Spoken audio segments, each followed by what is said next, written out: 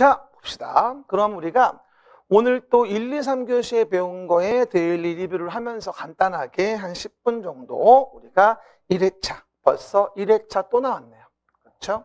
그럼 32회 때 거 우리 합격할 시즌이겠죠? 우리 오늘 배운 거 확인 좀 해볼게요. 그리고 제가 여기다가요, 복습 노트에 집어넣는 요 내용들은요, 사실은 법조문 그대로 될 수 있으면 제가 집어넣어요. 그래야지만 우리가 조문에 대한 부분을 연습할 수가 있거든요. 이것도 이제 1월달, 2월달 나오면 총 전체 범위가 8장이겠죠? 8장, 8주니까. 그러면 그거 다 모아서 3월부터는 또 이거를 1, 2월달 익힘장으로 활용해서 매주 1시간씩은 봐줘야 돼요. 무슨 말인지 알죠? 계속 연계된 겁니다. 그러면 첫 번째 봅시다. 1번. 기반시설 중에서 광역적인 정비체계 필요하다. 뭐지 이거? 기반시설 중에서 광역적인 정비체계 필요하다면 이거는 뭐다? 광역시설. 금방 들었는데 기억 안 나면 안 돼요. 그렇죠? 그리고 이를 체계적으로 정비하기 위해서 광역계획권을 정하죠. 그럼 광역계획권을 정했고 광역계획권의 장기발전 방향을 제시하자. 그럼 광역계획권 정해진 곳에 장기발전 방향을 제시하기 위해서 만드는 계획은 뭐라 부른다? 광역도시 계획이라 부르는 거죠. 그래서 한 번 더 얘기합니다만 우리가 광역시설, 그 다음에 광역계획권, 광역도시계획 이렇게 세 가지 단어에 대한 흐름을 기억하셔야 됩니다. 기반시설 중 광역적인 정비체계가 필요하다. 이런 얘기죠. 광역시설, 광역계획권, 광역도시계획. 시작. 광역시설, 광역계획권, 광역도시계획. 됐습니다. 두 번째. 그러면 관할구역에 대해서 만드는 계획, 도시계획. 관할, 특별시, 광역시, 특별자치시, 특별자치도시, 군, 아까 했죠. 광역시, 관할구역 안에 군은 제외하고 어디에서? 관할구역. 서울이면 서울시가 관할구역인 거예요. 관할구역에 대해서 항상 계획이 나오면 어디에 만들어 규제하는가? 규제하는 건데 어디에 만드나? 이렇게 기억하셔야 돼요. 계획이 나오면. 그러면 광역도시계획은 광역계획권에 만들고 도시계획은 관할구역에 만드는 거예요. 그래서 수립하는 공간구조와 발전방향에 대한 계획으로서 여긴 관리가 써 있으니까 도시군 기본계획과 관리계획이라는 걸로 구분을 하겠죠. 기본계획과 관리계획. 시작. 기본계획으로 밑그림 그리고 관리계획으로 본그림 그린다 이 얘기예요. 그러면 그 중에서 도시기본계획의 정의가 3번에 이제 있죠.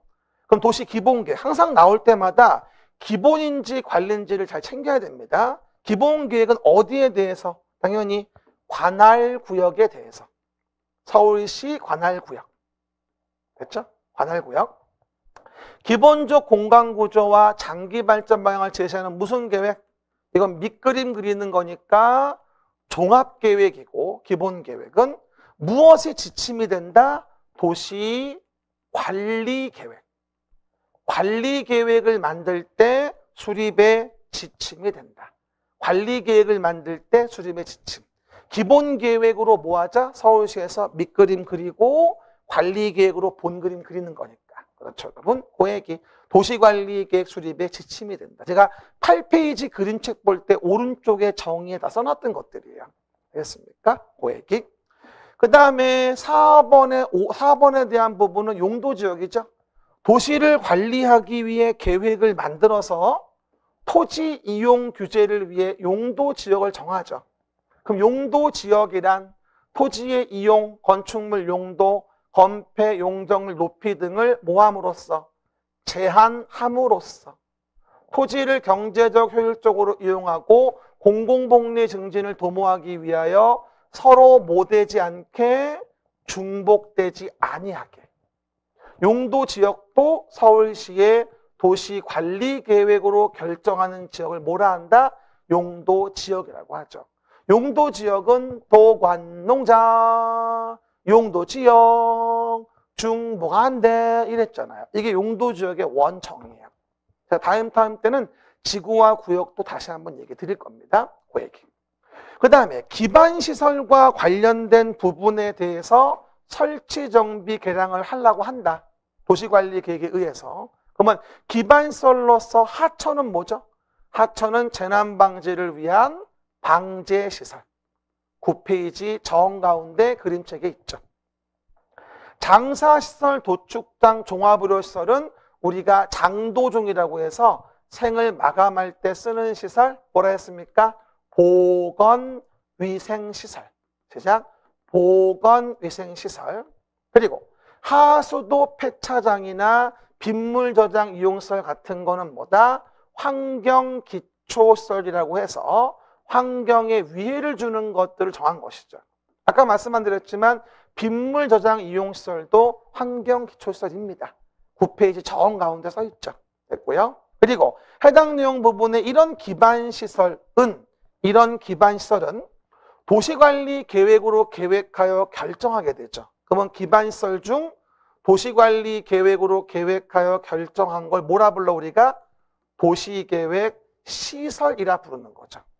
도시계획시설은 기반시설 중에 도시관리가 결정된 시설입니다. 그래야지 계획으로 뭐 할 수 있으니까 규제해서 쭉쭉 뻗은 길을 만들 수 있으니까.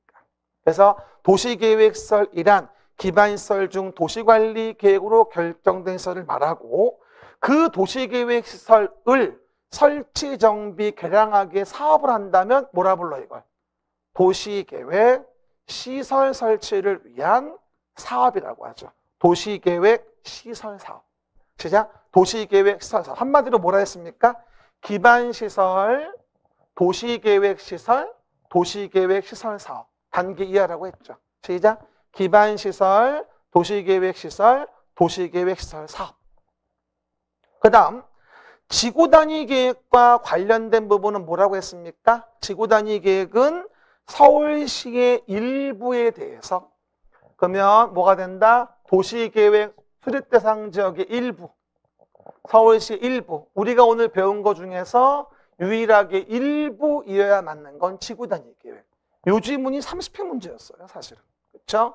토지 이용을 합리화하고 기능을 증진시키며 미관 개선, 양호한 환경 확보를 위해 수립하는 도시관리계획을 뭐라 부른다? 지구단위 계획.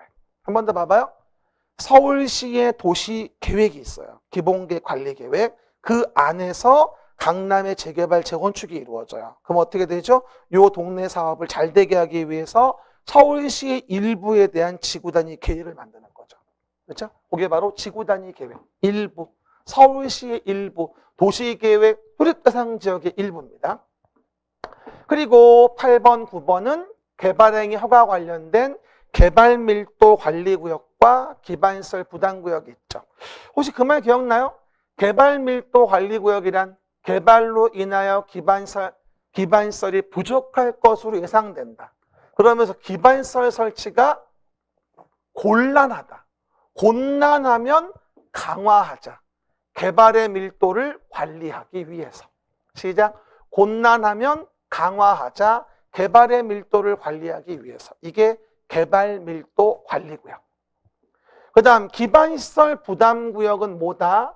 도로 등의 설치가 곤란하지는 않다. 가능하다.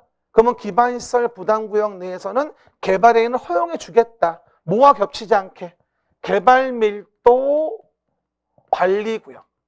개발밀도 관리구역과 겹치지 않게 개발밀도 관리구역의 외의 지역에 대해서 개발로 인하여 도공록, 학교, 수합회 라고 하는 7가지 기반시설 설치하는데 학교 중에 뭐는 제외한다?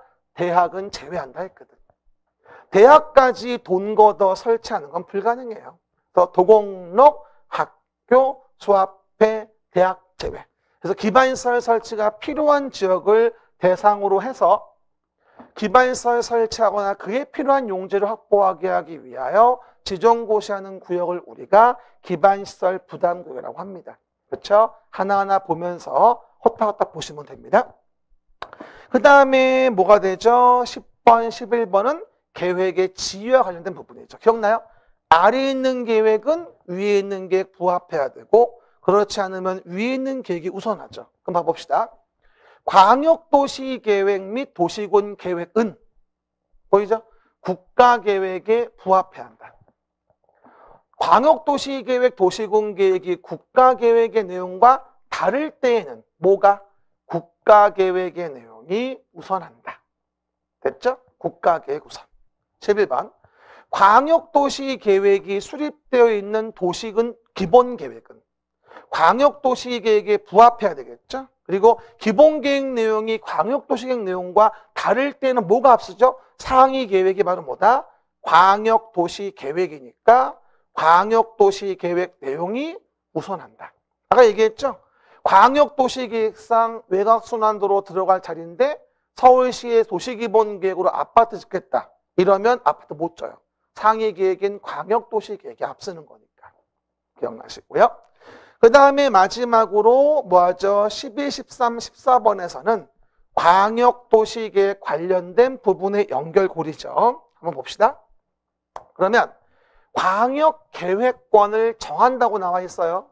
다시 한번 얘기합니다만 광역도시계획 문제는 광역계획권을 정하는 건지 아니면 광역도시계획을 만드는 건지를 잘 구분하셔야 돼요. 지금 12번은 뭐다? 광역계획권을 정하는 거죠. 그러면 시도의 관할구역에 걸쳐 광역계획권 정하는 거니까 국토교통부 장관이 또 광역계획권이 도의 관할구역에 있다고 했으니까 여기는 도지사가 광역계획권을 지정할 수 있겠죠.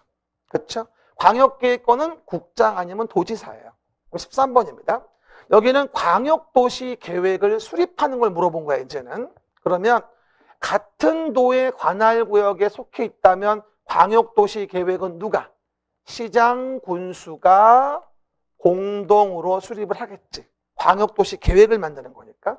근데 시도에 걸쳐 있는 경우에 광역도시계획을 만든다면 시도지사가 광역도시계획을 공동으로 수립하게 됩니다. 원칙이.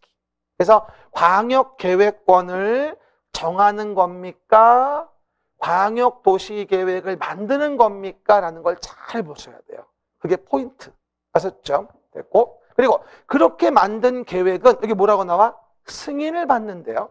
승인을 받는데요. 그러면 시도지사가 광역도시계획 수립했다면 그 위에 국장이 있으니까 국장의 승인을 받을 테고 시장 군수는 광역도시계획을 수립 변경하려면 당연히 어디에?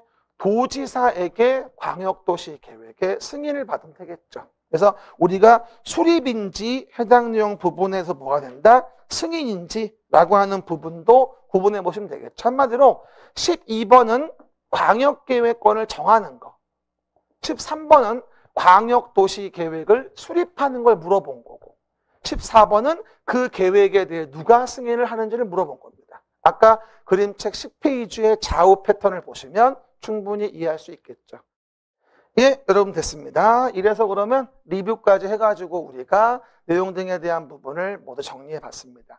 1, 2, 3교시 40분 정도씩 한 거가 다시 복습을 한 것이기 때문에요. 우리가 내용 등을 볼 때, 리뷰할 때 이 복습 노트를 아주 잘 활용하시는 게 중요하다고 보여집니다. 그리고 이제 우리가 여러분이 복습을 좀 하시면 좋은데요. 복습에 시간이 별로 없잖아요. 그런데 혼자 자습하시는 것보다는 우리가 해당 내용 부분에서 동영상을 지금 들었던 거를 빠른 속도로 반복해 듣는 게 제일 중요한 것 같아요. 한 1.5배속 정도로. 그러면 좀 더 효율적으로 복습이 되고 합니다. 혼자 자습한다면 처음엔 자습이 안 돼요. 내용을 모르니까. 그래서 일단 동영상을 여러 번 반복해 듣는 걸 좀 더 추천을 드립니다. 네, 오늘 수고하셨고요. 다음 주에 또 만나 뵙겠습니다. 감사합니다.